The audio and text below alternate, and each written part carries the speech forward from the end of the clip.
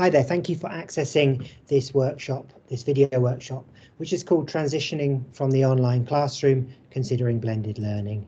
My name is Rob Watson, very nice to meet you. I'm David Chevasco, nice to meet you. And both of us are working at Chiba University. We're both full-time teachers there, mostly teaching first and second grade courses in English. So before we start, just quickly mention that this workshop was intended to be in the classroom, and the idea was that we would be having more discussion and sharing our approaches to blended learning in relation to what's gone before with the coronavirus pandemic and online teaching, and thinking about where we could go in the future with blended learning. Because we're doing this as a video, it's going to be a little bit more top down, so we're going to explain what we've done here at Chiba University related to blended learning. So just before we start, we should probably define blended learning. So you can see on your screen Barrett and Sharma's quotation. Blended learning is a combination between classroom teaching and the appropriate use of technology. In our case, this is very much what we're doing. Any kind of combination between classroom teaching and technology used to complement the classroom is our view of blended learning, a very simple definition. So yeah, if we move on to the next slide, these are our contents, the context at Chiba University over the past 2 years, a small-scale preliminary study giving us a rationale, teacher surveys and the results, then the main data student surveys and explaining the results of these, and finally, as you can see on the screen, our conclusions and implications for the future and future studies. So starting off with our context, we talk about what we've done with our lesson delivery over the last 18 months here. So going back to April 2020, online classes began here at Chiba and in many people's context due to the coronavirus pandemic. Here at Chiba, however, privacy and connectivity concerns meant that the university decided that we wouldn't be using video conferencing for our online classes in semester 1. Courses were developed using Moodle and low data on demand materials rather than video conferencing. However, the reality of that was when all of our students started to use Moodle on the first day of the new semester, the system rapidly crashed or was very, very slow with time lags. And so in the English departments, we started to think about using an alternative. Microsoft Teams was a possible alternative, as we had university accounts for this and the students did as well. And it was decided that we would use this, but without video conferencing. Yeah. So after the first week or so, many teachers adopted a hybrid system where they combined on-demand material through Moodle that had already been uploaded with live lessons using text chat through Teams, so typing between the teachers and the students. The online lessons through Teams were generally conducted at the lesson time for around 45 minutes, and then the on-demand Moodle material was completed to fill the other 45 minutes of the lesson plus homework time. So that was how the first semester was carried out. Yeah, so come September 2020, as a reaction to student comments, teacher comments, etc., the university decides to give students better internet connections by way of portable Wi-Fi systems, creating physical spaces on campus where they could take these online lessons. And video conference restrictions are also relaxed by the universities, giving rise to teachers using Microsoft Teams, not for text chat, but for video conferencing. And some teachers with other preferences may have used G Suite, Zoom, or other similar platforms. So again, most teachers opted for this hybrid system of having on-demand material on Moodle in the same way as the first semester, plus Teams or Google, as I say, for video conferencing to complement the on-demand materials. That was the first academic year. Then we come to this current academic year, April 2021. The university decides to return to face-to-face lessons in the classroom. Obviously, COVID-19 numbers are still fairly high, so with the appropriate distancing, obligatory use of face masks, wipes for desks, open windows, etc., required COVID regulations. Seeing as students and teachers may have had experience from the previous year with online systems, the university keeps Google Classroom or Moodle with student-affiliated accounts, and teachers have the option to include online material and technology within their classroom setup. However, Microsoft Teams is no longer supported by the university. So personally, I was very interested in how students may have reacted to this particular timeline at Chiba University, and I decided to conduct some small-scale studies with my own students, about 30 to 60 students. So after semester 1, with the text chat lessons, 62% of them wanted to return to the classroom. Almost 50% said they missed face-to-face lessons. Understandably, this is their first year of higher education, so they want to make friends, they want to meet people, and typing probably wasn't the way they envisaged their university experience. After semester 2, however, after the video conferencing semester, only 29% of them want to return to the classroom. Only 10% of them say they miss face-to-face lessons. So there's a fairly stark difference between both semesters, and this got me and Rob talking. We thought this was quite interesting. We could look into this further and try to get more data in the next academic year, which is this year. So this led us into thinking, okay, we want to speak to teachers about how they felt about the 18 months of first a year of online and then the first semester of face-to-face classes. So for the teachers, we surveyed 15 full-time teachers and part-time teachers at Chiba University. I should mention that 3 started working at Chiba from April 2021, so we just surveyed them on the second set of questions related to that time period. The teachers were asked 10 questions about how they delivered their courses in 2020 and how this changed in 2021, when most course delivery for English courses changed to face-to-face.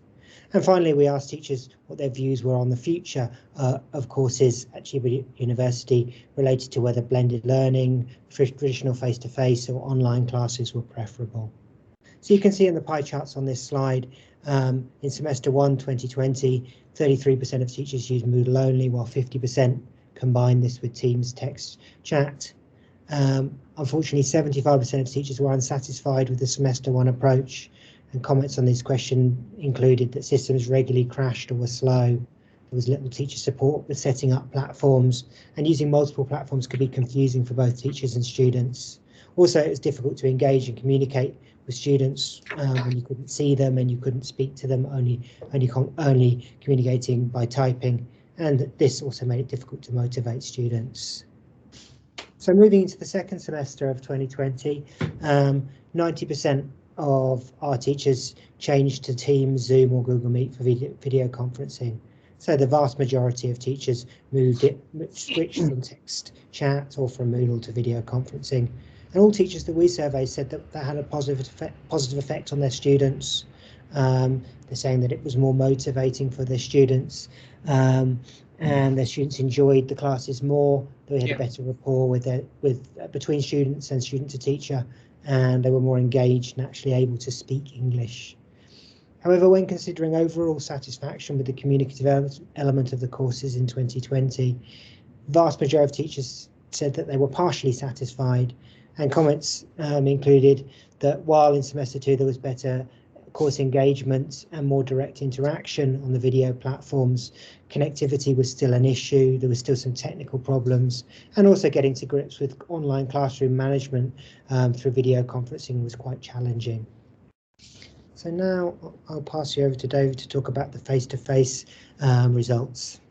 Yep, so April 2021, teachers return to face-to-face teaching to the classroom. 80% of teachers say being back in the classroom is a good thing, beneficial for educational reasons, more interaction among students, better communication between students and with the teacher. 50% of teachers also feel it's beneficial for lifestyle-related reasons. They may have been stuck in a room for a year teaching online, and being out and about with colleagues, communicating with students was obviously must have felt very healthy at that point in time. However, COVID-19 numbers were still high in April 2021, and understandably over 50% of teachers say they prefer to stay online due to COVID-related reasons. I remember talking to Rob about this back in April.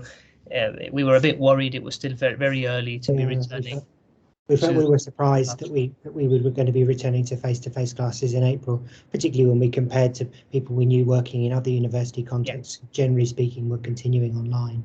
Yeah, so moving on to the next slide. So 2021, 93% of teachers use face-to-face lessons, and 53% of these teachers use some form of technology. They combine it with Google Classroom. 20% of teachers use face-to-face lessons combined with Moodle. 20% of them use face-to-face lessons on their own, traditional style classroom lessons. But 92% of them do use some form of online resource application on their courses, mostly Google applications, seeing as the university was supporting Google applications. 12 out of the 15 teachers say technology allows more effective communication with students, allows students to work in different ways, perhaps more autonomously. Also gives teachers the chance to develop their skills, kind of professional development, learn to use different programs, learn about the software that's out there for teaching. However, almost half of them say that it does take time and energy to learn to use these resources.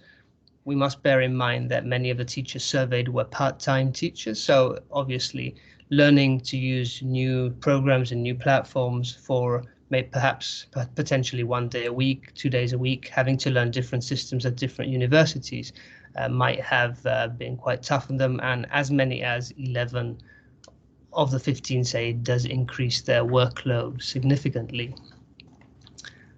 So looking at some key points from the teacher surveys, you can see at the top here that future course delivery, no teacher prefers to deliver their course online only. Looking forward from now, all of our teachers felt that face-to-face would be better than just having online courses.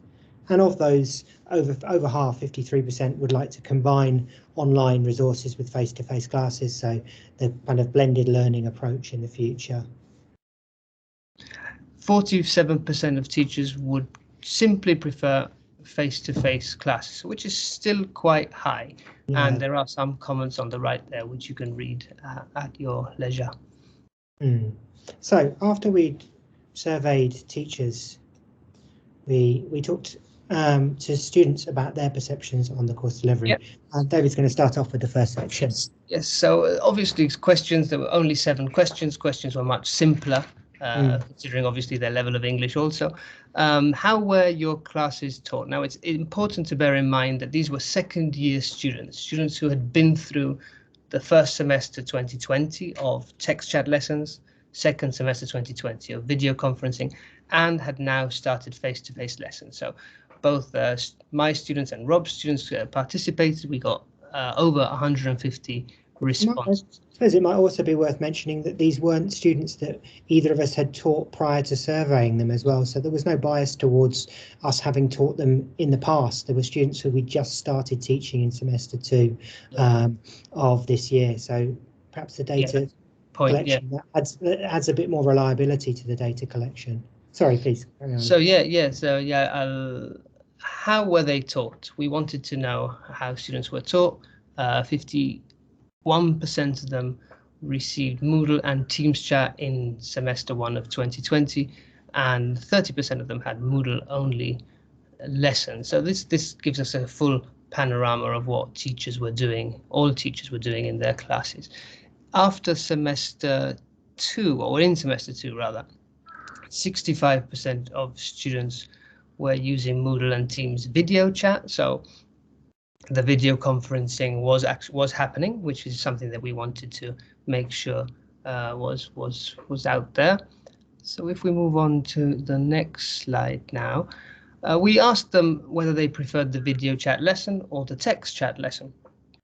As we saw earlier, teachers preferred video conferencing because it added an extra interaction and communication to the lesson, and students agree. 53% of them did prefer the video chat lesson. However, almost 44% of them preferred the text chat lesson, which was a little bit surprising for us. And we asked students why they preferred the video chat lesson or why they preferred the text chat lesson. In both cases, 51% was the main outcome. 51% of the video lesson preference. Their reasons were lessons were more effective, more real, better communication, cooperation, motivation, see classmates, you can see the teacher. These were all things that they said. We grouped their comments into more generic categories for the purpose of these pie charts. Text chat lesson preference, overwhelmingly 51% of them said it's easier and safer to express feelings. So many of these students might not have wanted to be in the spotlight, on camera, and found it safer and easier to type away. 20% of them do say that connectivity problems disrupted video quality.